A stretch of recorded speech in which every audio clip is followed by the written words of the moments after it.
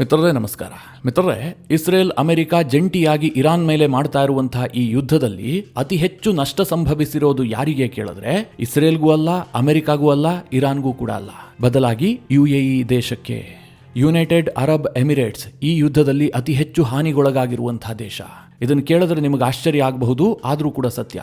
ಈಗ ಮಿತ್ರರೇ, ಇರಾನ್ ತನಗೋಸ್ಕರವಾಗಿ ಯುದ್ಧ ಮಾಡ್ತಾ ಇದೆ, ತಾನು ಬದುಕಬೇಕು ಅಂತ. ಅಮೆರಿಕಾಗೂ ಕೂಡ ಒಂದು ಗುರಿ ಇದೆ, ಇರಾನ್ನಲ್ಲಿ ರೆಜಿಮ್ ಚೇಂಜ್ ಮಾಡಬೇಕು, ಅದು ನ್ಯೂಕ್ಲಿಯರ್ ಪವರ್ ದೇಶ ಆಗಬಾರ್ದು, ಈ ರೀತಿಯಾದಂತಹ ಗುರಿ ಇದೆ. ಇಸ್ರೇಲ್ನ ಬಗ್ಗೆ ನಾನೇನು ನಿಮಗೆ ವಿವರಿಸೋದೇ ಬೇಕಾಗಿಲ್ಲ. ಇಸ್ರೇಲ್ ಮತ್ತು ಇರಾನ್ ನಡುವೆ ಬದ್ಧ ದ್ವೇಷ ಇದೆ, ಅವರೇ ಈ ಯುದ್ಧಕ್ಕೆ ಮೂಲ ಕಾರಣ. ಹೀಗಾಗಿ ಅವರಿಗೆಲ್ಲ ನಷ್ಟ ಸಂಭವಿಸಿದ್ರೆ ಅದನ್ನು ನಷ್ಟ ಅಂತ ಹೇಳೋದಕ್ಕೆ ಸಾಧ್ಯ ಇಲ್ಲ. ಬುದ್ಧಿ ಹೆಚ್ಚಾಗಿದ್ದಕ್ಕೆ ನಷ್ಟ ಆಗ್ತಾ ಇದೆ ಅಂತ ಅಂದುಕೊಳ್ಬಹುದು. ಆದರೆ ಈ ಯುದ್ಧಕ್ಕೆ ಸಂಬಂಧಪಡದಂತಹ ದೇಶಗಳು ಅಂತಂದ್ರೆ ಅದು ಈ ಪರ್ಷಿಯನ್ ಗಲ್ಫ್ನ ರಾಷ್ಟ್ರಗಳು, ಅದರಲ್ಲೂ ಮುಖ್ಯವಾಗಿ ಯುನೈಟೆಡ್ ಅರಬ್ ಎಮಿರೇಟ್ಸ್. ಈ ದೇಶ ಇದೆಯಲ್ಲ, ಇದು ಎಲ್ಲರ ಜೊತೆಗೆ ತುಂಬಾ ಚೆನ್ನಾಗಿದ್ದಂತಹ ಸಂಬಂಧವನ್ನ ಇಟ್ಟುಕೊಂಡಿತ್ತು. ಇವರಿಗೆ ಇರಾನ್ ಜೊತೆಗೂ ಸಂಬಂಧ ಇತ್ತು, ಅಮೆರಿಕ ಇಸ್ರೇಲ್ ಜೊತೆಗೂ ಕೂಡ ಸಂಬಂಧ ಚೆನ್ನಾಗಿತ್ತು. ಆದರೆ ಈ ದೇಶವನ್ನೇ ಈಗ ಗುರಿ ಮಾಡಲಾಗಿದೆ. ಈ ದೇಶದ ಆರ್ಥಿಕತೆ ಬುಡಮೇಲಾಗಿದೆ, ಮುಖ್ಯವಾಗಿ ದುಬೈ. ಇಷ್ಟು ದಿನ ಹುಣ್ಣಿಮೆಯ ಚಂದ್ರನಂತೆ ಹೊಳಿತಾ ಇದ್ದಂತಹ ನಗರ ಈಗ ಇಡೀ ನಗರಕ್ಕೆ ಅಮಾವಾಸ್ಯೆ ಆವರಿಸಿದೆ. ಮಿತ್ರರೇ, ಇರಾನ್ ದುಬೈ ಮತ್ತು UAEಯನ್ನ ಯಾವ ರೀತಿಯಾಗಿ ಟಾರ್ಗೆಟ್ ಮಾಡ್ತಾ ಇದೆ, ಇದರಿಂದ ಆಗ್ತಾ ಇರುವಂತಹ ಪರಿಣಾಮಗಳೇನು, ದುಬೈ ಪರಿಸ್ಥಿತಿ ಏನಾಗಿದೆ, ಈ ಯುದ್ಧದ ನಂತರ ಏನಾಗುತ್ತೆ, ಅದೆಲ್ಲದರ ಬಗ್ಗೆ ಈ ವಿಡಿಯೋದಲ್ಲಿ ಡೀಟೇಲ್ ಆಗಿ ನಿಮಗೆ ತಿಳಿಸ್ಕೊಡುವಂತಹ ಪ್ರಯತ್ನ ಮಾಡ್ತೀನಿ. ಬಹಳ ಇಂಪಾರ್ಟೆಂಟ್ ಆದಂತಹ ಒಂದು ವಿಚಾರ, ನೀವು ಈ ವಿಡಿಯೋನ ಕೊನೆವರೆಗೂ ಮಿಸ್ ಮಾಡದೆ ನೋಡಿ. UAE United Arab Emirates Islamic ದೇಶ. ಅಲ್ಲಿ ಇಸ್ಲಾಮೇ ಬಹುಸಂಖ್ಯಾತರಾಗಿರುವಂತಹ ದೇಶ, ಅಲ್ಲಿ ಇಸ್ಲಾಮಿಕ್ ಆಡಳಿತವೇ ಇರುವಂತಹದ್ದು. ಆದರೆ ಇದು ಪಾಶ್ಚಿಮಾತ್ಯ ಜಗತ್ತನ್ನ ನಾಚಿಸುವ ರೀತಿಯಲ್ಲಿದೆ. ಅಲ್ಲಿ ಬಹಳ ಟಫ್ ಆದಂತಹ ಕಾನೂನುಗಳಿದಾವೆ. ಆದರೂ ಕೂಡ ವಿದೇಶಿಗರು ಬಹಳ ಇಷ್ಟಪಟ್ಟು UAEಗೆ ಹೋಗ್ತಾರೆ. ದುಬೈ ಅಂದ್ರೆ ಮುಗಿ ಬೀಳುತ್ತಾರೆ. ಹಣದ ಹೊಳೆ ಹರಿಯುವಂತಹ ದೇಶ ಅದು. ಆ ದೇಶದ ಅತ್ಯಂತ ಪ್ರಮುಖ ನಗರಗಳು ಅಂತಂದ್ರೆ ಒಂದು ದುಬೈ, ಇದು ಅತಿ ಹೆಚ್ಚು ಜನಸಂಖ್ಯೆ ಹೊಂದಿರುವಂತಹ ನಗರ, ಜೊತೆಗೆ ಪ್ರವಾಸೋದ್ಯಮದ ಕೇಂದ್ರವೂ ಕೂಡ ಹೌದು, ಹಾಗೆ ವ್ಯಾಪಾರದ ಕೇಂದ್ರವೂ ಕೂಡ ಹೌದು. ಎರಡನೆಯದಾಗಿ ಅಬುಧಾಬಿ, ಇದು UAEಯ ರಾಜಧಾನಿ, ಸರ್ಕಾರಿ ಕಚೇರಿಗಳಿರುವಂತಹ ಆಡಳಿತ ಕೇಂದ್ರ ಇದು, ಜೊತೆಗೆ ಆಯಿಲ್ ಸೆಂಟರ್ ಕೂಡ ಹೌದು. ಹಾಗೆ ಶಾರ್ಜಾ, ಇದು UAEಯ ಸಾಂಸ್ಕೃತಿಕ ಕೇಂದ್ರ. UAE ಅಂತಂದ್ರೆ ಬಹಳ ದೊಡ್ಡ ದೇಶ ಅಲ್ಲ, ಬಹಳ ಪುಟ್ಟದಾದಂತಹ ದೇಶವೇ. ಒಟ್ಟು 83,600 ಸ್ಕ್ವೇರ್ ಕಿಲೋಮೀಟರ್ ವಿಸ್ತೀರ್ಣ ಹೊಂದಿರುವಂತಹ ದೇಶ. ಹೇಳಬೇಕು ಅಂತಂದ್ರೆ ನಮ್ಮ ಅರುಣಾಚಲ ಪ್ರದೇಶ ಇದೆಯಲ್ಲ, ಅಷ್ಟೇ ಗಾತ್ರದ ಒಂದು ದೇಶ ಅದು. ಆದ್ರೆ ಇಡೀ ದೇಶದ ಆರ್ಥಿಕತೆ ಮಾತ್ರ ಬಹಳ ಭದ್ರವಾಗಿದೆ. ಅವರು ಹತ್ತತ್ರ $905 ಬಿಲಿಯನ್ ಮೊತ್ತದ GDPಯನ್ನ ಹೊಂದಿದ್ದಾರೆ. ನಮ್ಮ ಕರ್ನಾಟಕಕ್ಕಿಂತಲೂ ಕೂಡ 3 ಪಟ್ಟು ಜಾಸ್ತಿ. ಈ UAEಯಲ್ಲಿ ದುಬೈ ಬಹಳ ಇಂಪಾರ್ಟೆಂಟ್ ಆದಂತಹ ನಗರ. ಒಂದು ರೀತಿಯಲ್ಲಿ UAE ಆರ್ಥಿಕತೆಯ ಬ್ಯಾಕ್ ಬೋನ್ ಅಂತಂದ್ರೆ ತಪ್ಪಾಗ್ಲಿಕ್ಕಿಲ್ಲ. ಇದನ್ನ ಶ್ರೀಮಂತರ ಸ್ವರ್ಗ ಅಂತ ಕರೀತಾರೆ. ಸದ್ಯ ಇರಾನ್ನ ಟಾರ್ಗೆಟ್ನ ಕೇಂದ್ರ ಬಿಂದುವೆ ದುಬೈ ನಗರ ಆಗ್ತಾ ಇದೆ. ಅವರು ನಿರಂತರವಾಗಿ ದುಬೈಯನ್ನ ಗುರಿಯಾಗಿಸಿ ಮಿಸೈಲ್ಗಳನ್ನು ಹಾರಿಸ್ತಾ ಇದ್ದಾರೆ, ಡ್ರೋನ್ಗಳನ್ನು ಲಾಂಚ್ ಮಾಡ್ತಾ ಇದ್ದಾರೆ. ಈ ಯುದ್ಧ ಶುರುವಾದ ಬಳಿಕ ದುಬೈನ ಅತ್ಯಂತ ಐಷಾರಾಮಿ ಹೋಟೆಲ್ ಆದಂತಹ ಪಾಲಂ ಹೋಟೆಲ್ ಬಳಿಯಲ್ಲಿ ಸ್ಫೋಟ ಸಂಭವಿಸಿದೆ. ಬುರ್ಜ್ ಅಲ್ ಅರಬ್ ಹೋಟೆಲ್ ಬಳಿಯಲ್ಲಿ ಸ್ಫೋಟ ಸಂಭವಿಸಿದೆ. ವಿಶ್ವದಲ್ಲೇ 2ನೇ ಅತಿ ಹೆಚ್ಚು ಜನರು ಓಡಾಡುವಂತಹ ದುಬೈ ಇಂಟರ್ನ್ಯಾಷನಲ್ ಏರ್ಪೋರ್ಟ್ಗೂ ಕೂಡ ಇರಾನ್ನ ಮಿಸೈಲ್ ಬಂದು ಹಿಟ್ ಆಗಿದೆ. ಏರ್ಪೋರ್ಟ್ ಭಾಗಶಃ ಸ್ಥಗಿತಗೊಂಡಿದೆ. ಯಾವುದೇ ರೀತಿಯಲ್ಲೂ ಕೂಡ ಜನರ ಓಡಾಟ ನಡೀತಾ ಇಲ್ಲ. ದುಬೈನಲ್ಲಿರುವಂತಹ US ಕಾನ್ಸುಲೇಟ್ ಮೇಲೆ ದಾಳಿಯಾಗಿದೆ. ಹಾಗೆ ದುಬೈನ ಕೆಲ ರೆಸಿಡೆನ್ಷಿಯಲ್ ಏರಿಯಾಗಳ ಮೇಲೂ ಕೂಡ ದಾಳಿಗಳಾಗಿದ್ದಾವೆ. UAE ಸರ್ಕಾರ ಕೊಟ್ಟಿರುವ ಮಾಹಿತಿಯ ಪ್ರಕಾರ ಮಾರ್ಚ್ 6 ಶುಕ್ರವಾರ ಒಂದೇ ದಿನ ಇರಾನ್ ಕಡೆಯಿಂದ 9 ಬ್ಯಾಲಿಸ್ಟಿಕ್ ಮಿಸೈಲ್ಗಳು ಬಂದಿದ್ದಾವೆ. ಹಾಗೆ 112 ಡ್ರೋನ್ಗಳನ್ನು ಇರಾನ್ ಲಾಂಚ್ ಮಾಡಿದೆ. ಅದರಲ್ಲಿ 109 ಡ್ರೋನ್ಗಳನ್ನು ಇಂಟರ್ಸೆಪ್ಟ್ ಮಾಡಲಾಗಿದೆ. ಹಾಗೆ 9 ಬ್ಯಾಲಿಸ್ಟಿಕ್ ಮಿಸೈಲ್ಗಳನ್ನು ಕೂಡ ಹೊಡೆದುರುಳಿಸಲಾಗಿದೆ. ಆದರೆ 3 ಡ್ರೋನ್ಗಳು ಮಾತ್ರ ಟಾರ್ಗೆಟ್ ಅನ್ನು ರೀಚ್ ಆಗಿದ್ದಾವೆ. ಹಾಗೆ ಮಿತ್ರರೇ, ಈ ಯುದ್ಧ ಶುರುವಾದಲ್ಲಿಂದ ಇಲ್ಲಿಯವರೆಗೆ 1,000 ದಾಳಿಗಳು ನಡೆದಿದ್ದಾವೆ ಅಂತ UAEನ ಸರ್ಕಾರವೇ ಹೇಳ್ಕೊಂಡಿದೆ. 7 ದಿನದಲ್ಲಿ 1,000 ದಾಳಿ ಅಂತಂದ್ರೆ ಊಹೆ ಮಾಡ್ಕೊಳ್ಳಿ. ನಾನು ನಿಮಗೆ ಇಡೀ UAE ಎಷ್ಟು ದೊಡ್ಡದಾಗಿದೆ ಅಂತ ತಿಳಿಸ್ಕೊಟ್ಟಿದ್ದೀನಿ. ಅಷ್ಟು ಪುಟ್ಟ ದೇಶದ ಮೇಲೆ 1,000 ದಾಳಿ ಆದ್ರೆ ಯಾವ ಪರಿಸ್ಥಿತಿ ಇರುತ್ತೆ? ನಗರದಲ್ಲಿ ಎಲ್ಲಿ ನೋಡಿದ್ರೂ ಕೂಡ ಡ್ರೋನ್ಗಳ ಹಾರಾಟ, ಮಿಸೈಲ್ಗಳ ಹಾರಾಟ ಕಾಣ್ತಲೇ ಇರುತ್ತೆ. ಅದರಲ್ಲಿ ಬಹುತೇಕ ಮಿಸೈಲ್ ಮತ್ತು ಡ್ರೋನ್ಗಳನ್ನು UAEಯ ಸೇನೆ ಇಂಟರ್ಸೆಪ್ಟ್ ಮಾಡಬಹುದು. ಆದರೆ ಅದು ಜನರ ಕಣ್ಣಿಗೆ ಕಾಣ್ತಾ ಇರುತ್ತೆ. ನಗರ ಪ್ರದೇಶ ಅಲ್ವಾ, ಬಹಳ ಹತ್ತಿರದಲ್ಲೇ ಸೌಂಡ್ ಕೇಳುತ್ತೆ, ಬೆಂಕಿ ಕಾಣುತ್ತೆ, ಅದರ ಡೆಬ್ರಿಗಳು ಬೀಳ್ತವೆ. ಹೀಗಾಗಿ ದುಬೈ ಸೇರಿದಂತೆ ಇಡೀ ಯುನೈಟೆಡ್ ಅರಬ್ ಎಮಿರೇಟ್ಸ್ನಲ್ಲಿ ಒಂದು ಆತಂಕ ಸೃಷ್ಟಿಯಾಗಿದೆ. ಇದೇ ಕಾರಣದಿಂದ ಬಹುತೇಕ ಅಂತಾರಾಷ್ಟ್ರೀಯ ಪತ್ರಿಕೆಗಳು ದುಬೈ ಕತೆ ಮುಗಿದೋಯ್ತು, ದುಬೈನ ಗತವೈಭವ ಇಲ್ಲಿಗೆ ಎಂಡ್ ಆಯಿತು, ಇರಾನ್ ಯುದ್ಧದಲ್ಲಿ ಬಲಿಪಶು ಆಗಿದ್ದು ದುಬೈ ಅಂತ ಆರ್ಟಿಕಲ್ಗಳನ್ನು ಪಬ್ಲಿಷ್ ಮಾಡ್ತಾ ಇದ್ದಾರೆ. ಯಾಕೆ ಹೀಗೆ ಹೇಳ್ತಾ ಇದ್ದಾರೆ? ಯುದ್ಧ ನಿಲ್ತಿದ್ದ ಹಾಗೆ ಎಲ್ಲವೂ ಸರಿ ಹೋಗೋದಿಲ್ವಾ ಕೇಳಿದ್ರೆ ಮಿತ್ರರೇ, ದುಬೈ ವಿಚಾರದಲ್ಲಿ ಅದು ಕಷ್ಟ. ಅಥವಾ UAE ವಿಚಾರದಲ್ಲೂ ಕೂಡ ಅದು ಕಷ್ಟ ಇದೆ. ಯಾಕೆ ಅಂತ ಹೇಳ್ತೀನಿ ಕೇಳಿ. ಇವತ್ತು ಇಡೀ UAEಯ ಆರ್ಥಿಕತೆ ನಿಂತಿರುವಂತಹದ್ದು ದುಬೈ, ಶಾರ್ಜಾ, ಅಬುಧಾಬಿ ಇಂತಹ ನಗರಗಳಿಂದ. ಆ ನಗರಗಳ ಆರ್ಥಿಕತೆಗೆ ಬ್ಯಾಕ್ ಬೋನ್ ಯಾರು ಕೇಳಿದ್ರೆ ಬೇರೆ ಬೇರೆ ದೇಶಗಳಿಂದ ಬರುವಂತಹ ಶ್ರೀಮಂತರು. ಒಂದು ರೀತಿಯಲ್ಲಿ ದುಬೈಯನ್ನ ಶ್ರೀಮಂತರ ಸ್ವರ್ಗ ಅಂತ ಕರೀತಾರೆ. ಯಾಕೆ ಗೊತ್ತಾ? ಅಲ್ಲಿನ ಸರ್ಕಾರ ಟ್ಯಾಕ್ಸ್ ಫ್ರೀ ಮಾಡಿಬಿಟ್ಟಿದೆ. ಆದಾಯ ತೆರಿಗೆ ಟ್ಯಾಕ್ಸ್ ಇಲ್ಲ, ಕ್ಯಾಪಿಟಲ್ ಗೇನ್ ಟ್ಯಾಕ್ಸ್ ಇಲ್ಲ, ನೀವೇನೋ ಪರ್ಚೇಸ್ ಮಾಡಿದ್ರೆ ಅದಕ್ಕೆ ಟ್ಯಾಕ್ಸ್ ಕಟ್ಟಬೇಕಾಗಿಲ್ಲ. ನೀವು ಎಷ್ಟಾದರೂ ಸಂಪತ್ತನ್ನ ಇಟ್ಕೊಳ್ಳಿ, ಅದಕ್ಕೇನು ತೊಂದರೆ ಆಗೋದಿಲ್ಲ. ಹೀಗಾಗಿ ಶ್ರೀಮಂತರುಗಳು ದುಬೈಗೆ ಹೋಗೋದಕ್ಕೆ ಮುಗಿ ಬೀಳ್ತಾರೆ. ದುಬೈನಲ್ಲಿ ಸೆಟಲ್ ಆಗೋದಕ್ಕೆ ಹಾತೊರಿತಾ ಇದ್ರು. ಅದರಲ್ಲೂ ಗೋಲ್ಡನ್ ವೀಸಾ ಬಂದ ಬಳಿಕವಂತೂ ದುಬೈನ ರಿಯಲ್ ಎಸ್ಟೇಟ್ ಇದೆಯಲ್ಲ, ಅದು ಬೂಮ್ಗೆ ಹೋಗ್ಬಿಟ್ಟಿತ್ತು. ಚಿಕ್ಕ ಚಿಕ್ಕ ಪೆಂಟ್ ಹೌಸ್ಗಳು ಕೂಡ $1 ಮಿಲಿಯನ್ ಲೆಕ್ಕದಲ್ಲಿ ಸೇಲ್ ಆಗ್ತಾ ಇದ್ವು. ದುಬೈ ನಗರ ಒಂದರಲ್ಲೇ ಮಿಲಿಯನೇರ್ಗಳ ಸಂಖ್ಯೆ ಕಳೆದ 10 ವರ್ಷದಲ್ಲಿ 81,000 ದಾಟಿದೆ.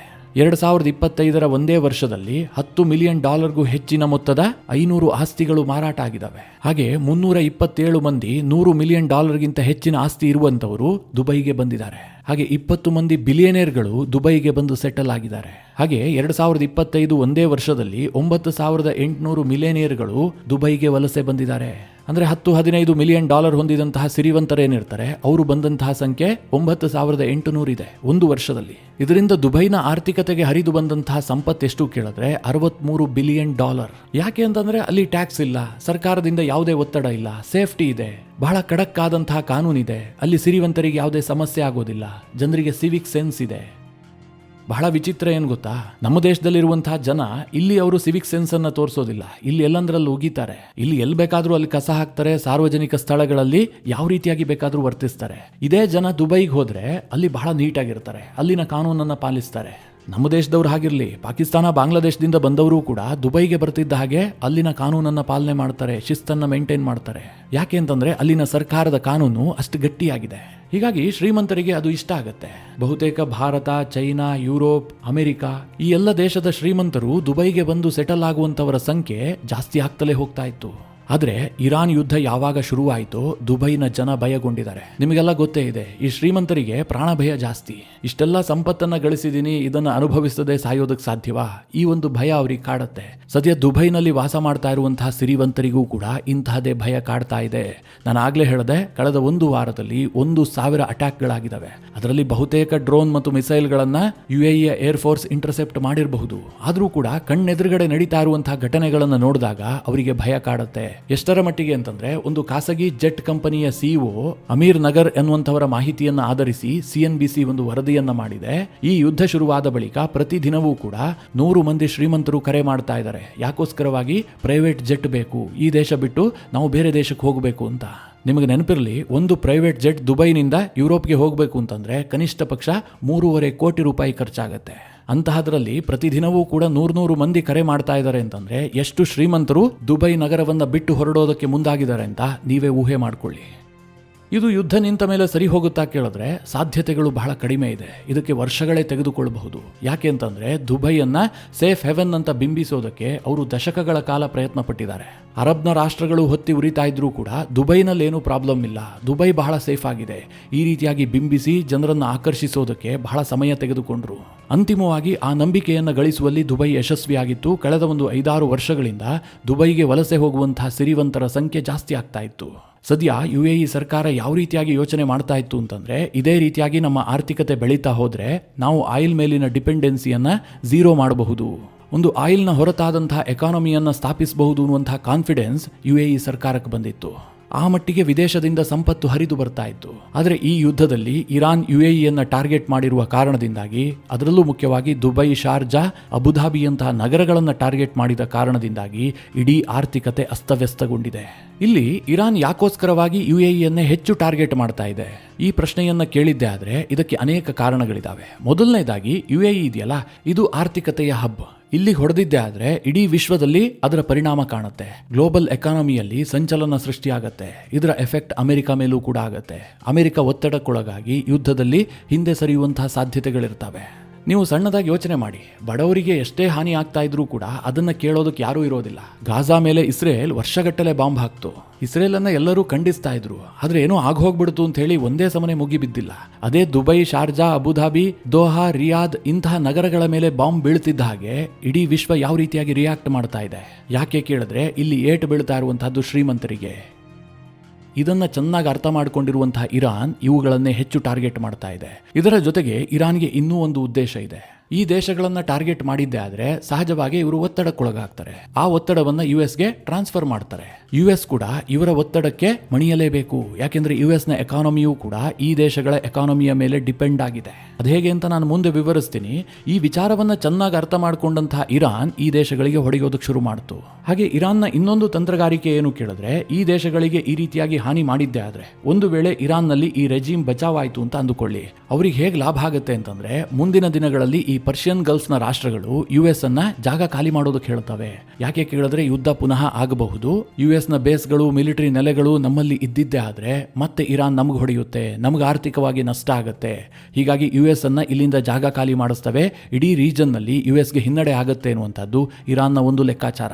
ಈ ಎಲ್ಲಾ ಕಾರಣಗಳಿಂದ ಈ ದೇಶಗಳನ್ನ ಇರಾನ್ ಟಾರ್ಗೆಟ್ ಮಾಡ್ತಾ ಇರುವಂತದ್ದು. ಇರಾನ್ನ ಪ್ಲಾನ್ ಸಹ ಒಂದು ದೊಡ್ಡ ಬ್ಲೆಂಡರ್ಗೆ ಕಾರಣ ಆಗಿದೆ. ಅದ್ರ ಬಗ್ಗೆ ನಾನು ಸಪರೇಟ್ ಆಗಿ ವಿಡಿಯೋ ಮಾಡಿ ನಿಮಗೆ ತಿಳಿಸ್ಕೊಡುವಂತಹ ಪ್ರಯತ್ನ ಮಾಡ್ತೀನಿ. ಈಗ ಮಿತ್ರರೇ, ಈ ನಗರಗಳಿಗೆ, ಈ ದೇಶಗಳಿಗೆ ಹಾನಿ ಆಗ್ತಾ ಇದೆಯಲ್ಲ, ಇದರ ಪರಿಣಾಮ ಯುಎಸ್ ಮೇಲೆ ಯಾವ ರೀತಿಯಾಗಿ ಬೀಳುತ್ತೆ ಅಂತಂದ್ರೆ, ಇತ್ತೀಚೆಗೆ ಅನೇಕ ವರದಿಗಳು ಪ್ರಕಟ ಆಗ್ತಾ ಇದಾವೆ. ಈ ಗಲ್ಫ್ನ ರಾಷ್ಟ್ರಗಳಿದಾವಲ್ಲ, ಇವರು ಅಮೆರಿಕದಲ್ಲಿರುವಂತಹ ತನ್ನ ಇನ್ವೆಸ್ಟ್ಮೆಂಟ್ ಅನ್ನ ವಾಪಸ್ ಪಡೆಯೋದಕ್ಕೆ ಯೋಚನೆ ಮಾಡ್ತಾ ಇದ್ದಾರೆ. ಯುದ್ಧದ ಬಳಿಕ ಬಹಳ ದೊಡ್ಡ ಪ್ರಮಾಣದಲ್ಲಿ ಅಮೆರಿಕದಲ್ಲಿದ್ದಂತಹ ಬಂಡವಾಳವನ್ನ ಇವರು ಹಿಂತೆಗೆದುಕೊಳ್ತಾರೆ ಎನ್ನುವಂತಹ ವರದಿ ಇದೆ. ಮುಖ್ಯವಾಗಿ ಈ ಗಲ್ಫ್ನ ರಾಷ್ಟ್ರಗಳು ಅಮೆರಿಕದಲ್ಲಿ ಪೆಟ್ರೋ ಡಾಲರ್ ಅನ್ನ ಇನ್ವೆಸ್ಟ್ ಮಾಡಿರ್ತವೆ. ಈ ಎಲ್ಲಾ ದೇಶಗಳು ಕೂಡ ಆಯಿಲ್ ರಿಚ್ ಕಂಟ್ರಿಗಳು. ಭಾರಿ ಪ್ರಮಾಣದಲ್ಲಿ ತೈಲವನ್ನ ವ್ಯಾಪಾರ ಮಾಡ್ತಾರೆ. ಅದಕ್ಕೆ ಡಾಲರ್ನಲ್ಲಿ ಪೇಮೆಂಟ್ ಆಗುತ್ತೆ. ಆ ಡಾಲರ್ ಅನ್ನ ಎಷ್ಟು ಬೇಕೋ ಅಷ್ಟು ಬಳಸ್ಕೊಳ್ತಾರೆ. ಉಳಿದಿದ್ದನ್ನ ಅಮೆರಿಕದಲ್ಲೇ ಹೂಡಿಕೆ ಮಾಡ್ತಾರೆ. ಮುಖ್ಯವಾಗಿ ಅಮೆರಿಕದ ಟ್ರೆಜರಿ ಬಾಂಡ್ಗಳಲ್ಲಿ. ಈ ಟ್ರೆಜರಿ ಬಾಂಡ್ಗಳೇ ಅಮೆರಿಕದ ಆರ್ಥಿಕತೆಯ ಬೆನ್ನೆಲುಬು. ಒಂದು ವೇಳೆ ಈ ಗಲ್ಫ್ನ ರಾಷ್ಟ್ರಗಳು ದೊಡ್ಡ ಪ್ರಮಾಣದಲ್ಲಿ ತನ್ನ ಹೂಡಿಕೆಯನ್ನ ಏಕಕಾಲಕ್ಕೆ ವಾಪಸ್ ಪಡೆದಿದ್ದೆ ಆದ್ರೆ ಅಮೆರಿಕದ ಆರ್ಥಿಕತೆ ಅಲ್ಲೋಲ ಕಲ್ಲೋಲ ಆಗ್ಬಿಡುತ್ತೆ. ಹೀಗಾಗಿ ಪರ್ಷಿಯನ್ ಗಲ್ಫ್ ಮೇಲೆ ಈಗೇನು ದಾಳಿ ಆಗ್ತಾ ಇದೆಯಲ್ಲ, ಇದರ ಪರಿಣಾಮ ಮುಂದಿನ ದಿನಗಳಲ್ಲಿ ಅಮೆರಿಕ ಕೂಡ ಎದುರಿಸಬೇಕಾಗತ್ತೆ. ಅಮೆರಿಕಾಗೇನೋ ಅವ್ರು ಮಾಡಿದ್ದುಣ್ಣ ಮಹಾರಾಯ ಅಂತ ಅವ್ರು ಅನುಭವಿಸ್ತಾರೆ. ಆದ್ರೆ ಈ ರಾಷ್ಟ್ರಗಳು ಏನೂ ತಪ್ಪು ಮಾಡದೆ ಆರ್ಥಿಕವಾಗಿ ಬಹಳ ಹಿನ್ನಡೆಯನ್ನು ಅನುಭವಿಸಬೇಕಾಗತ್ತೆ. ನೀವೇ ಯೋಚನೆ ಮಾಡಿ, ಯುದ್ಧ ನಿಂತರೂ ಕೂಡ ದುಬೈಗೆ ಯಾರಾದ್ರೂ ಪ್ರವಾಸ ಹೋಗ್ತಾರಾ? ಜನರಿಗೆ ಮತ್ತೆ ದುಬೈ ಬಗ್ಗೆ ಕಾನ್ಫಿಡೆನ್ಸ್ ಬರೋದಕ್ಕೆ ಒಂದು 6 ತಿಂಗಳೇ ಬೇಕಾಗಬಹುದೇನೋ. ಜೊತೆಗೆ ಈ ದೇಶಗಳಿಗೆ ತೈಲ ಮಾರಾಟದಲ್ಲಿ ಅಡಚಣೆಗಳಾಗಿದೆಯಲ್ಲ, ಇದೆಲ್ಲ ಸರಿ ಹೋಗೋದಕ್ಕೆ ತಿಂಗಳುಗಳ ಕಾಲಾವಕಾಶ ಬೇಕಾಗುತ್ತೆ. ಈ ದೇಶಗಳ ವಿಮಾನಯಾನ ಕ್ಷೇತ್ರ ಆ ಹೊಡೆತದಿಂದ ಚೇತರಿಸಿಕೊಳ್ಳೋದಕ್ಕೆ ವರ್ಷಗಳೇ ಬೇಕಾಗಬಹುದೇನೋ. ಒಟ್ನಲ್ಲಿ ಜಗಮಗಿಸ್ತಾ ಇದ್ದಂತಹ UAE ದೇಶ, ಅದರಲ್ಲೂ ಮುಖ್ಯವಾಗಿ ದುಬೈ ನಗರ ಈಗ ಕಳೆಗುಂದಿದೆ. ದುಬೈನ ಭವಿಷ್ಯ ಬಹಳ ಅನಿಶ್ಚಿತತೆಯಿಂದ ಕೂಡಿದೆ. ಮಿತ್ರರೇ, ಈ ವಿಚಾರವಾಗಿ ನಿಮ್ಮ ಅನಿಸಿಕೆ, ಅಭಿಪ್ರಾಯಗಳೇನು? ಕಮೆಂಟ್ ಮಾಡುವ ಮೂಲಕ ನಮಗೆ ತಿಳಿಸಿ. ಹಾಗೆ ನಿಮಗೆ ಈ ವಿಡಿಯೋ ಇಷ್ಟವಾದರೆ ಲೈಕ್ ಮಾಡಿ. ಜೊತೆಗೆ ನೀವಿನ್ನೂ ನಿಮ್ಮ ನೆಚ್ಚಿನ ಸಂಸ್ಕಾರ ಸೌರಭ ಯೂಟ್ಯೂಬ್ ಚಾನಲ್ನ ಸಬ್ಸ್ಕ್ರೈಬ್ ಮಾಡಿಲ್ಲ ಅಂತಾದರೆ ಈ ಕೂಡಲೇ ಸಬ್ಸ್ಕ್ರೈಬ್ ಮಾಡಿ. ಮುಂದಿನ ಎಲ್ಲ ಅಪ್ಡೇಟ್ಗಳ ನೋಟಿಫಿಕೇಷನ್ಗಾಗಿ ಬೆಲ್ ಐಕಾನ್ ಒತ್ತಿ.